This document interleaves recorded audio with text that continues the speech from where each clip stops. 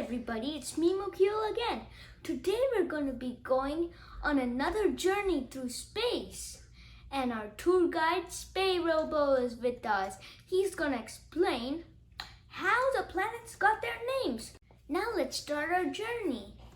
We don't know where our spaceship is going, so we ask Spay Robo.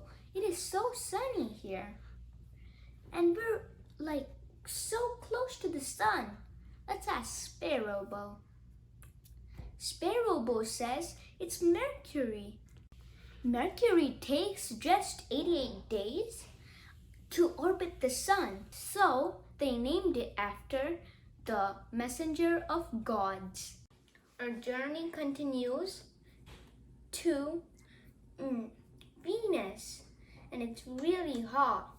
And we asked Spay Robo what it's named after, and Spay Robo says it's named after the god of love and beauty because Venus is the brightest, and Venus takes 225 days. Now let's move on to the next planet. Where are we going? Oh, now Spay Robo says we're back to Earth. Earth isn't named after any gods. It is from the language Olden English or German, meaning the word ground. Our journey continues. We see a complete red thing. It's so red. Now I realized it's Mars, not an asteroid. Mars is named after the god of war because red is like blood. And Mars takes about 2 years to orbit the sun. Let's move on. We see a belt of asteroids. Spay Robo says it's the asteroid belt. And we see a planet. It's gigantic. And we see a red spot. It's Jupiter. Jupiter is named after the king of gods. And it takes about 12 years. We see 3 rings now. Spay Robo says it's the second largest planet in the solar system. And I guessed it. It was Saturn.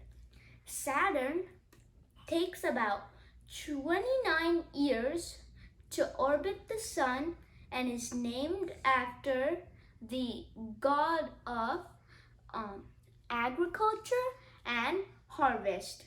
These are the planets we can see at the night sky without a telescope. And Romans and Greek people named it long before. When Galileo invented the telescope, we could see even more planets. Now, we continue our journey and we see a planet. And Spay Robo says it's Uranus. Uranus takes about 84 years to orbit the sun. It's not named after Roman gods. It is named after a Greek god, and the Greek god is the god of the sky. Moving on, we see a planet. It's really blue.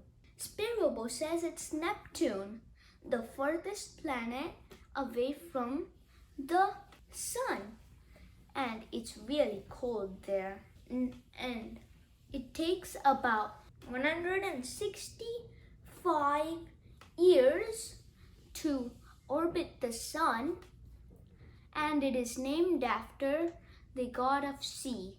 Now we keep driving and we see a dwarf planet.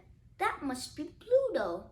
And Pluto takes 248 years to orbit the sun.